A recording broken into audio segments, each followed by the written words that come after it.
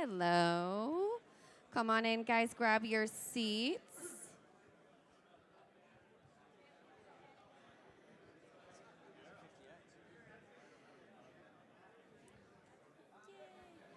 All right, guys. I have one brief announcement before I turn it over to our panelists here for our next session.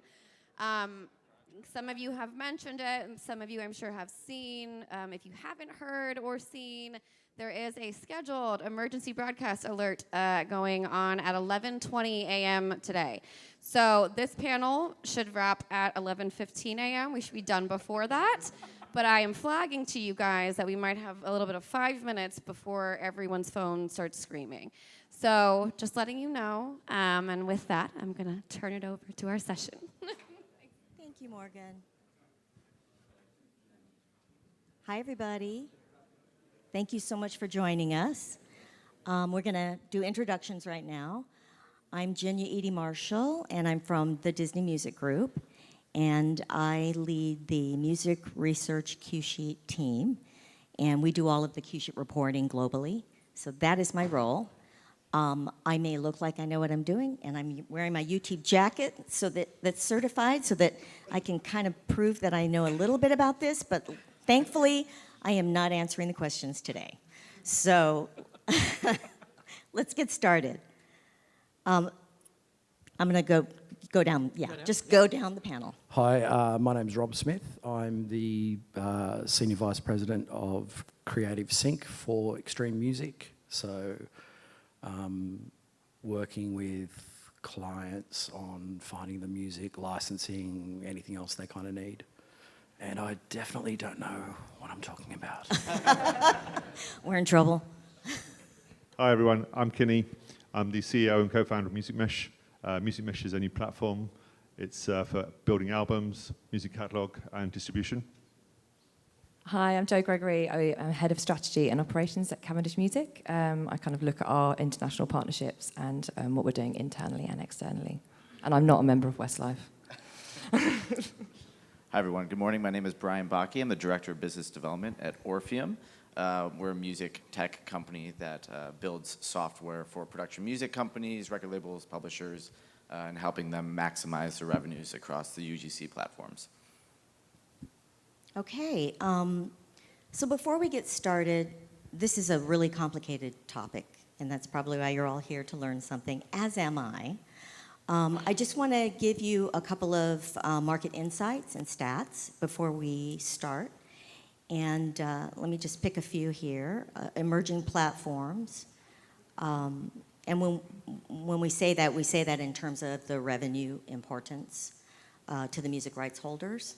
So emerging platforms are expected to account for 40% of global recorded music industry ad-funded revenue by 2030, and 12% of total global recorded music revenue, up from 5% in 2021.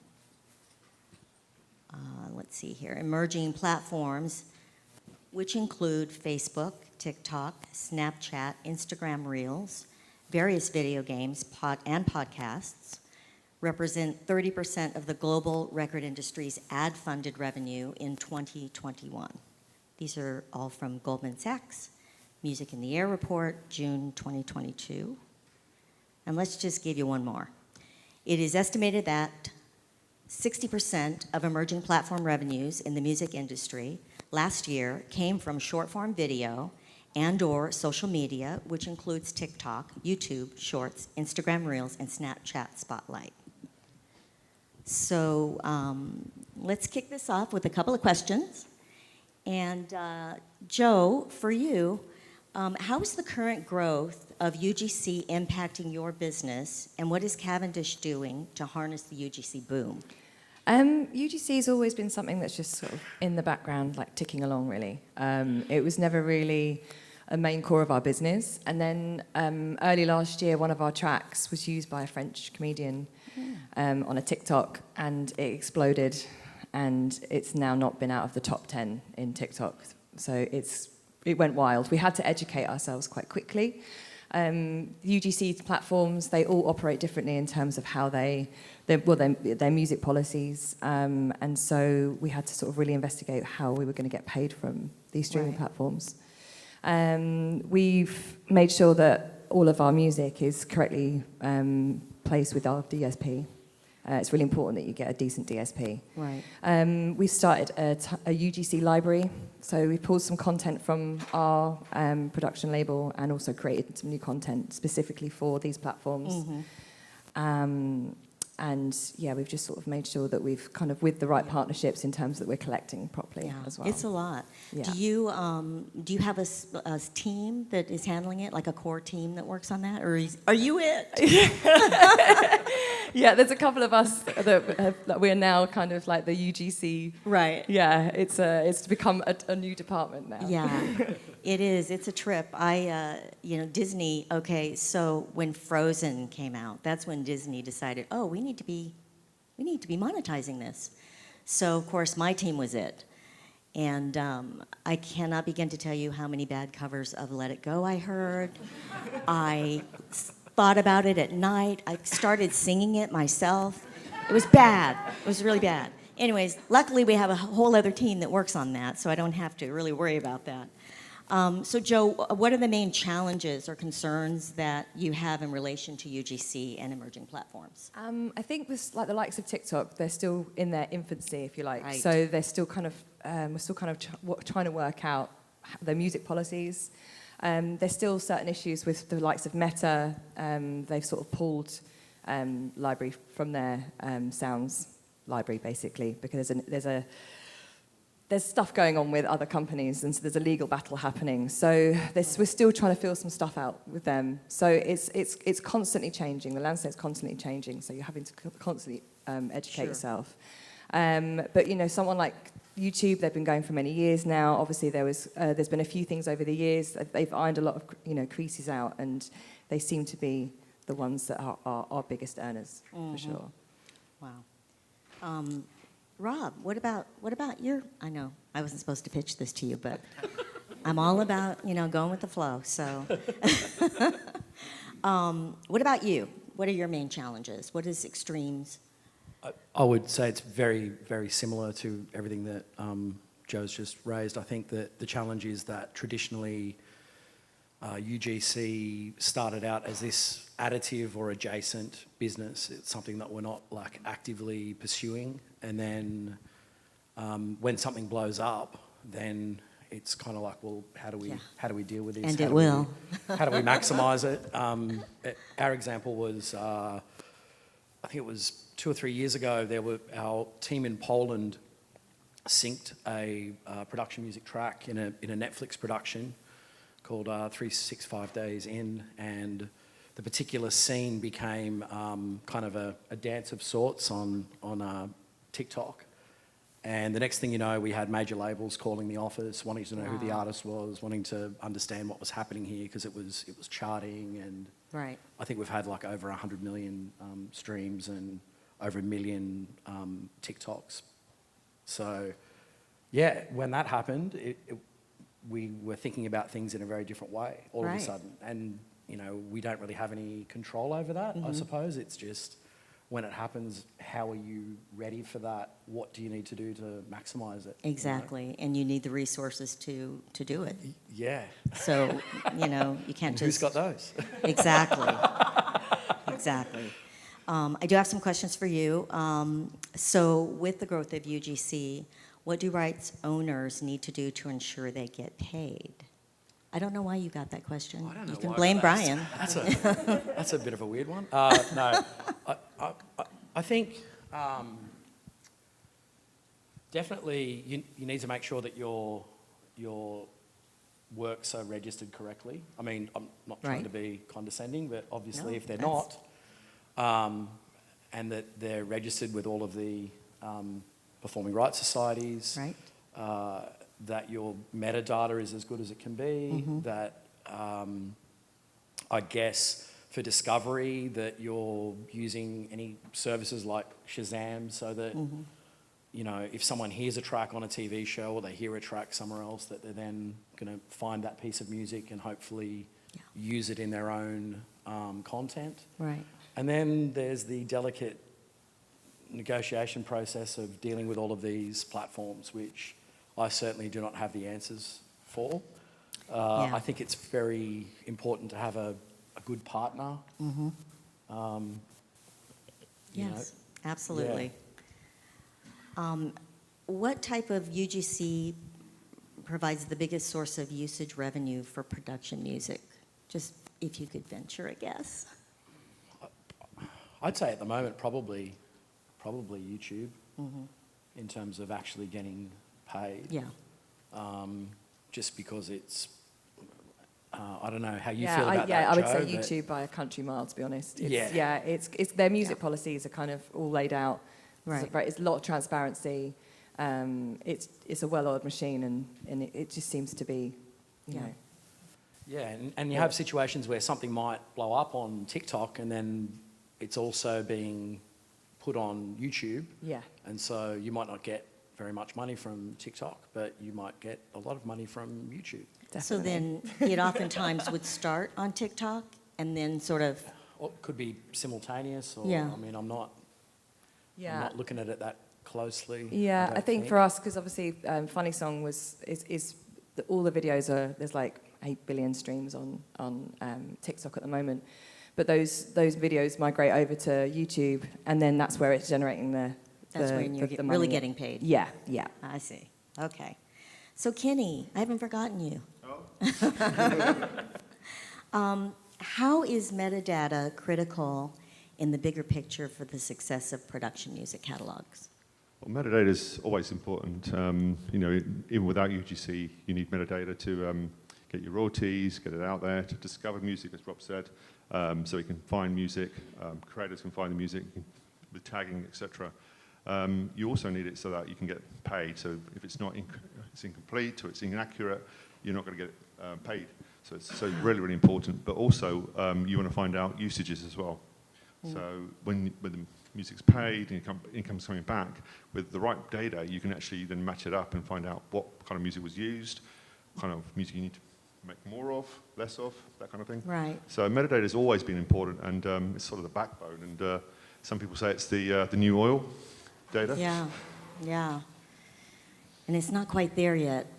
No, it's we're fighting that good fight. You know, it's always been the case. You know, and it's really important when you're creating new music to get the data right, with its splits, the composers, the rights holders, generating the ISRCs are really, really important for UGC money. Right. Registering, as Rob already mentioned, registering with PROs, all those good things that I think are sort of required for normal revenue streams. You need it for UGC as well. So it's more of the same, and having that rigor to be able to have it all in a catalog management system, so you can deliver it to whoever you're using to deliver to the DSPs. Right.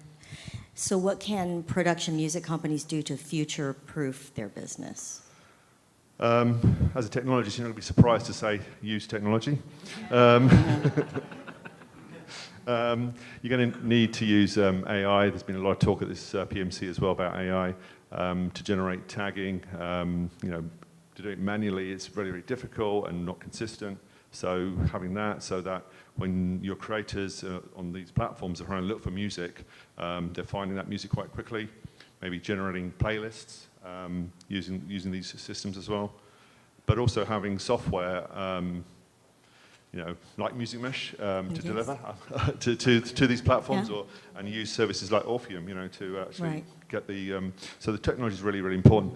But also, I think to future-proof it, you need to be able to come back to that data and analysis as well. Yeah, Brian, did you want to pitch in? Yeah. I think just, you know, on the topic of maximizing revenue, and it's so important that Kenny's here actually, because if the metadata isn't correct, you're not going to get paid. I mean, you can use any amount of technology you want, but if the metadata is messed up, if the territories are not correct, if the writers aren't correct, no money moves. So at a foundational level, I think, you know, it's extremely important that companies like Music Mesh exist and are helping production music companies get, you know, the metadata correct, so that when we work with our clients, you know, it's a seamless process of revenue flow.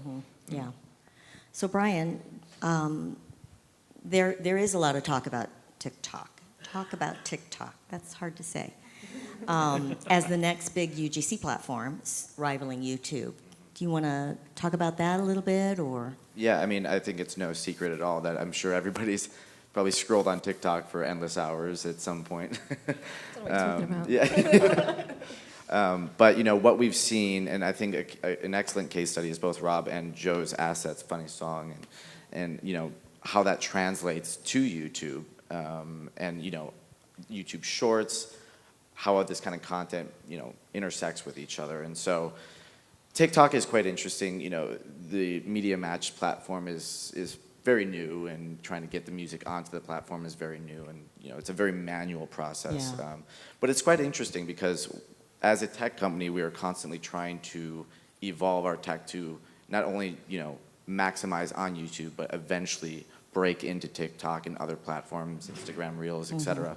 And we actually just completed a discovery phase with one of our major clients on TikTok using some of the new technology that we've just developed, and it's actually called lyric transcription technology. And so one of the trends that we've seen just in an uptick of UGC is manipulated audios, which I'm sure you've heard, slowed down songs, sped up songs, anything that's kind of manipulated. And you know, a lot of that doesn't get claimed by these fingerprinting systems, and certainly not something that's kind of at an elementary stage. So with the discovery, we found that there is a sea of unclaimed content on TikTok, Instagram Reels, etc. And you know, as we evolve into claiming this material, you know, it's really good to know that that does exist out there. Our clients' music is being used in various forms, and making sure that we're able to collect on it properly. Yeah, exactly. And just on that, I was going to say, I've seen with TikTok, they're really pushing that as well with stems, to be able to create your own music. So they've just, and that's going to just grow and grow. Yeah, it's crazy. I mean, the amount of content that exists, especially on these new platforms where it's completely the Wild West of what's happening. I mean, so what are you all doing, you know, speaking of that, what are you all doing differently because of these platforms? Are there other, is it similar to YouTube, or is there any other way that you're handling these?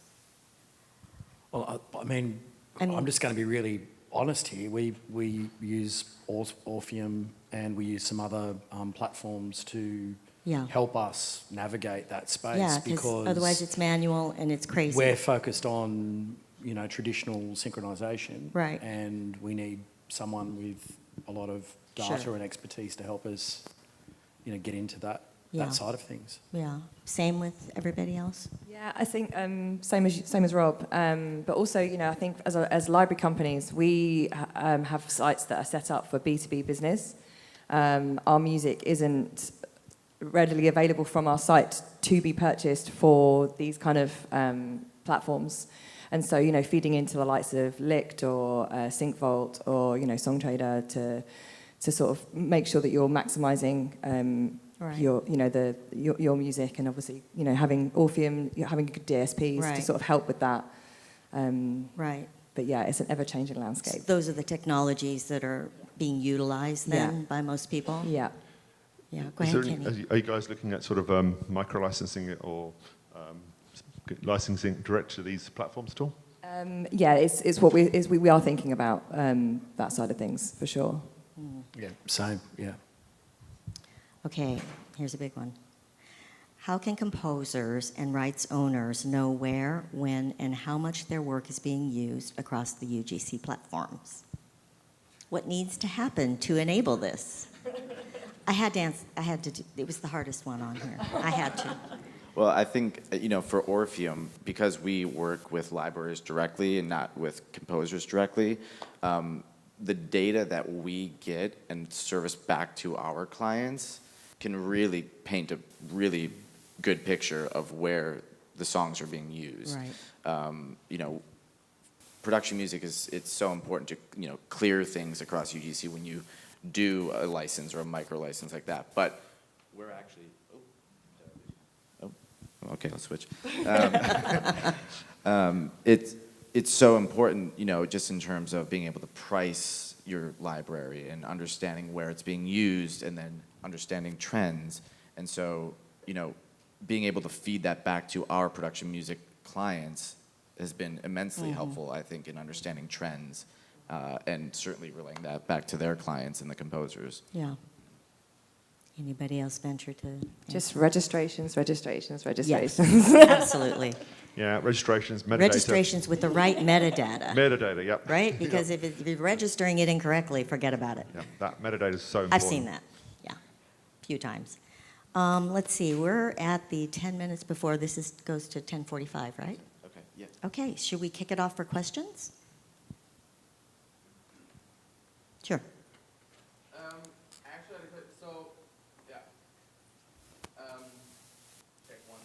One, two. There you go. When you talked about like the situation being the Wild West, has anyone ever thought about like that the lobbying efforts of the music industry need to be stronger? Meaning that if a new platform is opening, kind of like a tax code, right? If you want to open a business, you need to have an EIN, right? So without having that registration, you wouldn't even be able to start a stream platform. Like think about Kick right now, it's the Wild West, like a new stream platform, again, big VC money, and nothing's being taken down, nothing's being monetized, and it just happens over and over. It's kind of like Napster 2003 again, and I don't think it'll never stop. Like the music industry, you all need to step up and have better lobbying efforts in Washington to make that stuff illegal. You know, you can't just start up a platform and then after the fact we're going to like negotiate certain terms. You know, that's not how it should work. Absolutely, I completely agree with you. I think as music rights holders, we should be coming together more to kind of enforce these things because it is like the Wild West, and every single platform that appears has completely different music policies, and we have to kind of learn each individual nuance across the board. So yeah, I totally agree. But yeah, we should set the standard though. I think. For sure. You know.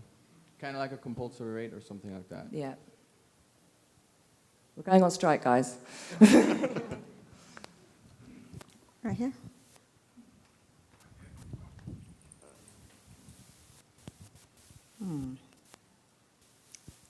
We'll catch you next time. Hi, thanks for your for everything. Have we ever addressed or maybe discussed the problem of user-generated content using all these supposedly royalty-free libraries that are all over the place right now, like, I don't know, Audio Jungle, Artlist, and all this stuff? Because there's a lot going on there that is not really on the level. I mean, I know that even ad companies, not in the US, but mainly in other countries around the world, mostly Middle East and Europe and maybe South America, they get like a single license, like a $5 license from Artlist or Audio Jungle or stuff like that, and they use it for commercials that air on TV and all that kind of thing. Is there anything to be done about the situation? Anything that we can do to, prevent that from happening, or at least, make it not happen so much? I mean, yeah, that's a tricky one, and I think if you have really high quality music and it sounds better, that helps. But I appreciate that if the price point is incredibly low, that's not business that we're necessarily going to recapture. Well, but there's these their rules are violated, even with their license. So there's got to be some, at least, worth looking into. No? Sure. I mean, but yeah, I don't really know if a company wants to give all of its rights away for a very low price. No, I'm not suggesting that. I'm suggesting fighting that. What can be done to counteract what's going on? I mean, yeah, it's a tricky question to answer because, but I think for us, our clients always want quality, and that always wins, regardless of the price. They're constantly wanting quality music, and unfortunately, they're not finding it on these platforms. It is something that we're looking at, but I think as an industry, there's nothing really we can do to combat that. Unless we bring in this legislations. But okay, thanks. This gentleman right here, you might need to stand. the panel to 11? So we have some. I do have some additional questions. Goes to 11. But wasn't that fun to break it up? I mean, come on. All right. Oh, he's got it. Oh, thanks. Okay. I guess I don't mind using a mic. Yeah, go It's a ahead. pretty small room. But thank you guys also very much for your perspectives. I'm learning a lot here. And one of the points that was brought up, which sparked a question in my mind, was this idea of stems being used in these contexts. And then that seemed to maybe have some crossover with the point about manipulated audio, right? And are there any models in place right now, or do you have any perspectives on the future of tracking that sort of stuff? You know, can you put metadata on stems, you know, or is it a matter of AI sorting out a stem from an audio stream? Any perspectives on, you know, how we can set ourselves up to collect on those kinds of manipulations, or how technology might serve that in the future? Yeah, good question. So I think music tech will definitely get better so they can detect the stems within those calls. Putting, again, metadata on the stems should be there, and we should be distributing with that anyway. But I think the detection companies will get better and better with that. The AI will get better with machine learning. If you're distributing these files, stem files, to your detection companies, that will help. So I imagine that'll come, because it's a big growth, I think, with manipulation, and also might as well throw it in is the AI generated files as well. So that's going to come as well, with people using stems or files to then generate new files. So that's all something on the horizon. So we've got to focus on that. Hi there, my name is Ram. I'm an independent publisher. I run a company called Sync Music. Just wanted to sort of clarify something quickly. You touched base slightly on micro-licensing, but we didn't really dive into it very much. So I just want to clarify and sort of question of this gentleman about art lists and all that. Is larger heavyweight catalogs like Extreme Music and Cavendish, are you guys actually looking into micro-licensing specifically for YouTube per se, and what is the business model? Are you guys disclosing that information, or is that just sort of like best kept secret? We would prefer to plug into companies that are already existing in those spaces and making our music available for that, rather than kind of doing individual micro licensing at the moment. We're still trying to tackle the funny song, the beast that is funny song. But the micro licensing is a active discussion within the entity of yours and Extreme, let's say. Yeah, I mean, always. We have to look at everything, but as far as any decisions being made, it usually comes from a place of making sure that our composers are going to get fair value. And I think that at the moment... With that, do you mean that the composers will actually get a portion of that micro-licensing? Well, I think that's the concern of jumping in too quickly without, understanding the ramifications of, giving something away that's... at a very low price. And just to be quite frank, like obviously we're going to micro-licensing, you're not looking at the cue sheet anymore. The cue sheet is out the window at that point. So there's got to be a fair value for, let's say, Extreme to go and say, okay, I'm going to make my catalog available to micro-licensing for the heck of argument, $9.99 a track, let's say. Mm-hmm. But you won't be getting cue sheet out after that at that point. So suddenly your income revenue is slashed for the next 10 years, and you're just looking at one YouTuber to hopefully use that track. And I think you've just raised probably a whole bunch of discussions that are happening at, various publishers and labels trying to figure this out, because that's the conundrum, isn't it? Is, how do you maintain that fair value and not get into something that you can't get out of. Right. So okay. yeah, Well, thank it's you. ongoing discussions. I think is very difficult what I would discussion. say. Yeah. Thank you so much. The next question is coming from the live stream. Thank you. I have a question from one of the virtual audience members. This comes from Glenn Lavender.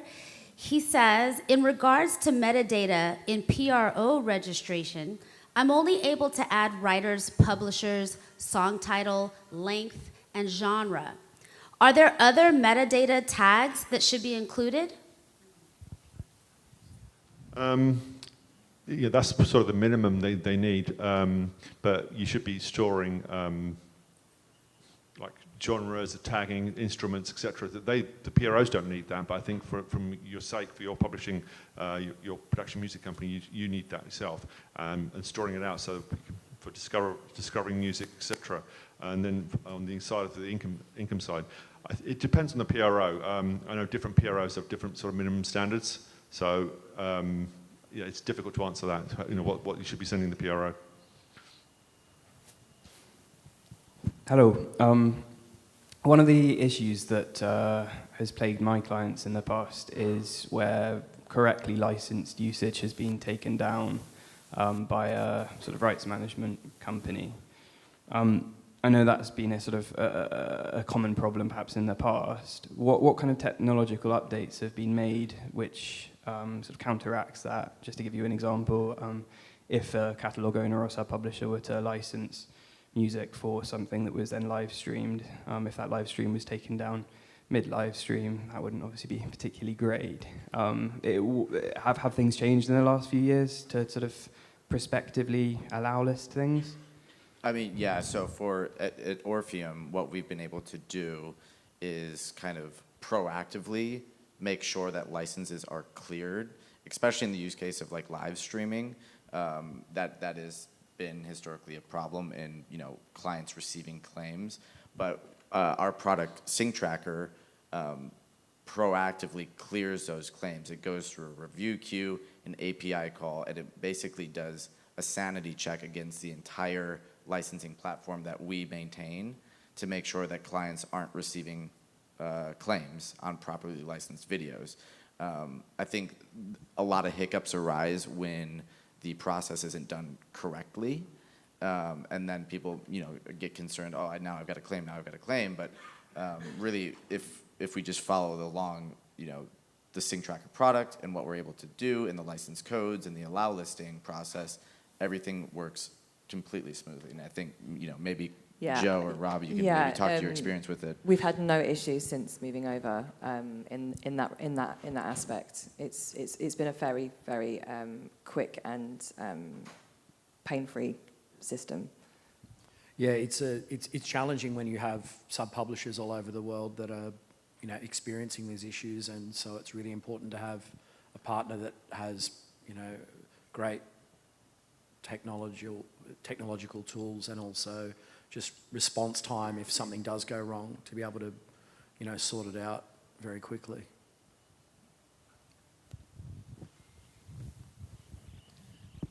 Hi, this is just extending to the question that the online attendee had.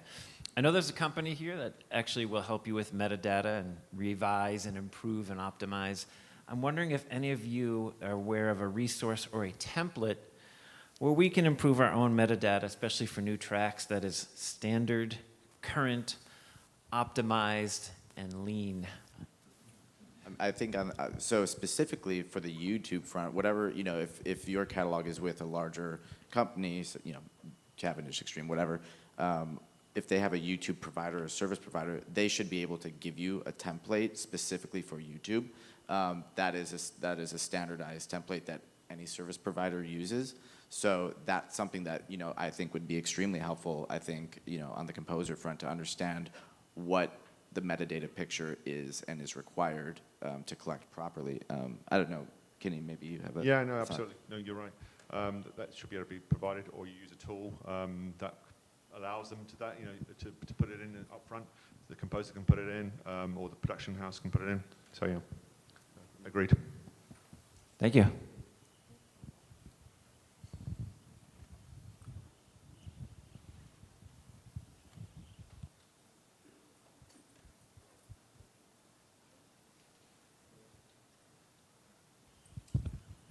Hello?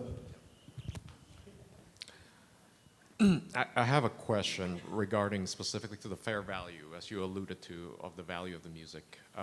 If you have particular tracks that are popular, trending, do you see a negotiation power or leverage from your side with the platform holder as far as the fair value of that track at the rates that you're supposed to be getting? Yeah, I agree with you on that. I think for us, it's a very, very new world for us. Funny Song blew up very, very quickly.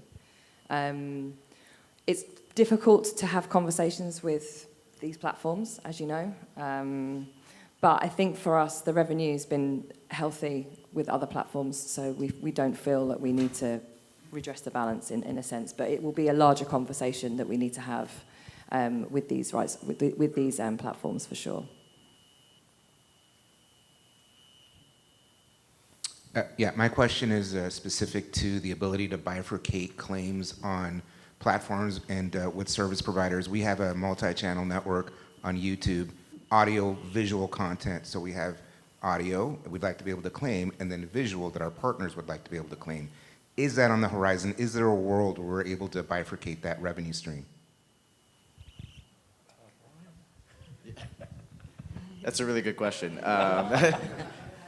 Yes, I mean, yes, in short. So the money will flow. Wherever there is a claim, the money will flow to, yeah. Oh, sorry.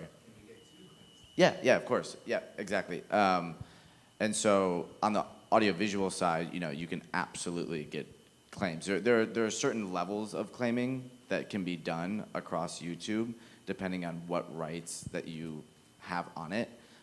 So yeah, I'd say the short answer is yes, you can absolutely have. No, that's happening now. Yeah. But we actually have some folks here at Orpheum that you might be interested in talking with after this, who we can kind of go deeper on it. Yeah, with you. Yeah. Hi. This is a basic question about. I'll just walk you through the scenario. So if I get a trailer quote, and Paramount Pictures wants to use a track in their trailer campaign, and they're including the right for AR challenges, TikToks, all of that. Is there a way, because once our track is in that trailer sound, it's not as if the audio that's trailing along the bottom is labeled as our 5-alarm track. It's its own sound. It's the Minions trailer sound. So apologies if this is a basic question, but all the music that's featured in that trailer, is it basically a buyout when you get that quote request where now Paramount is monetizing all the music in that trailer, because when you signed that quote request, you were giving away, because now there's no way to track your metadata, your music in that trailer? Yeah, that's a really, really good question, and a scenario that I think comes up a lot, and I don't necessarily have, I don't know, Joe, whether you have any answers, but I mean, I think whatever you can negotiate as an additional upfront fee for that specific set of rights, yeah, that's probably the best you can hope for at that. My understanding is correct that once somebody makes it their own sound, then you lose all attachment. I guess it comes down to how it's, and I don't know, like Brian, whether that's going to get picked up, whether, how prominent that piece of music is within the trailer. It depends. So what you're referencing, if it's licensed properly, that's why it's showing up as their own sound, because they're not making it in the app. You know what I'm saying? They're making it in a post-production or like a pre-production thing, and so that sound will still get picked up. But the reason why it's showing, an original sound is because they're not creating it in the app. And then a service provider, like Orpheum, if we receive a license request to clear it, that's why they're monetizing it, because we've been told to clear it by our partners or whoever is telling to clear it. But if in the case where that channel or that video isn't in like our licensing platform, it would get claimed, and then you would be able to monetize it. So that's kind of in the case of unlicensed usage, which is what we are constantly looking for in re-uploads.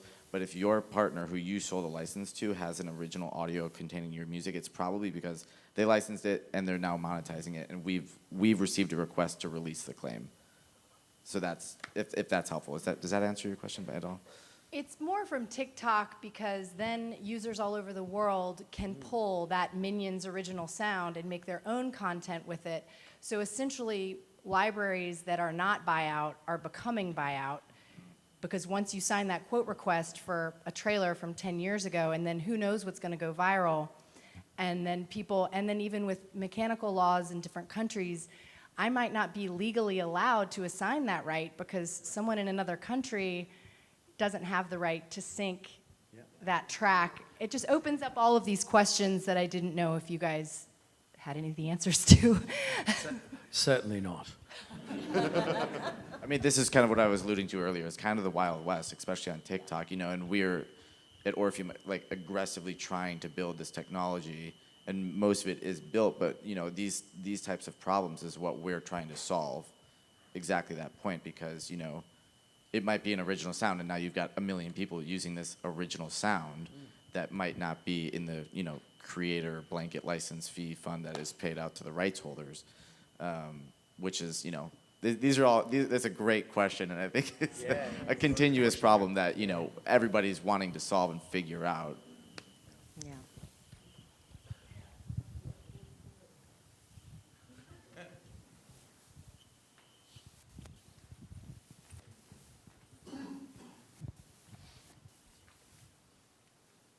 Thank you. A follow-up on that question. Just in that example, you're granting the right to Paramount for that synchronization and that license, but you're not granting traveling rights to the user, the UGC world, after if they start to rip that music and create their own TikToks. So you still maintain those rights. Yeah, that's correct. Yeah. Right? So then you can use a company like Orpheum and other technology providers to make sure that you're able to still go get that revenue on, YouTube for now, because like our friend that started the question said, the rest of the platforms don't have a monetization engine like Content ID. They're just cutting deals with the NMPA and Harry Fox and others to do blanket deals after the fact. So that's where I think the real crux of the issue comes into play. Is the only place we're making money today is on YouTube. It's the only system that lives. And you're completely correct in all of that, which is we've built our technology to completely maximize on YouTube, but now, as everybody in this room knows, TikTok is like the brand new next frontier. It is the A&R platform of today, so we are trying to figure out exactly that, how do we start granting these licenses and rights across multiple platforms? Yeah. Brian, just on that point, there's been a lot of tension. Obviously, this might be an older issue, but the whole China and US and TikTok and the ban of TikTok. If you go and build a technology to monetize on behalf of us on Orpheum, and the rules of the government or the Chinese acknowledgement of the music rights doesn't align with what they want, where are we at that point? Like, you're trying to build a technology for TikTok, and we need that, or at least monetize on TikTok. But how is the political landscape going to change the way you can function in a sense, or the company, I should say? I know. I don't know. I gotta be honest. In terms of like the political aspect and the rights between here and China and that platform, to be honest with you, that is something that I wouldn't have insight into. That's quite beyond where we're at. I mean, what we want to do essentially at the core of it is just make sure that I talked about earlier. Our lyric transcription technology is making sure that the audios are getting picked up and that the creations and the sounds are going back into that fund so that our rights holders can maximize the revenues. Now, in terms of the political landscape with China, it's going to be beyond me unless anybody. No one can answer that one. It's a great question, though. It is a great question. I think we're at time almost. Is there one more, or did I see? Really? Not one more question. We got 1 minute. Well, any closing thoughts from the panelists? I mean, I think for us, it's an incredibly exciting time right now. You know, it's evolving extremely fast.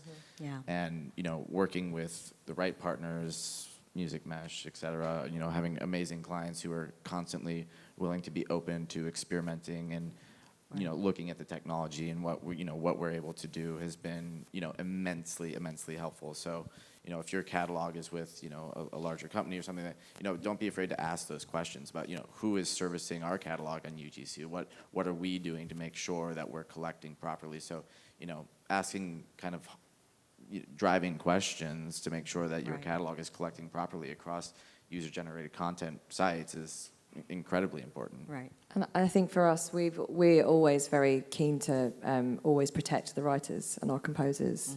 And so whatever deal we're going to be doing or whatever we're looking at, it's always protecting the rights of our composers. Right. Yeah, as a technologist, you know, I think although it's a Wild West, I think it's a really exciting time. Things are really evolving very quickly. There's a lot of AI, there's machine learning, et cetera, working on Orpheum, et cetera. The metadata, I'll come back to it, very, very important, still need to do, and there's lots more we can do with that to get it right, so when we're distributing it. Yeah. Yeah, and I'd agree with Joe on that one. It's definitely most of the conversations that we have are centered around how do we protect value for our composers and how do we get into this, you know, new space and explore these opportunities, but do it in a way that is beneficial and not exploitive. Right. And for me, I wish I could say I learned a lot, but I'm just going to keep the YouTube jacket on and look like I learned a lot. Thank you so much for coming. We really appreciate it.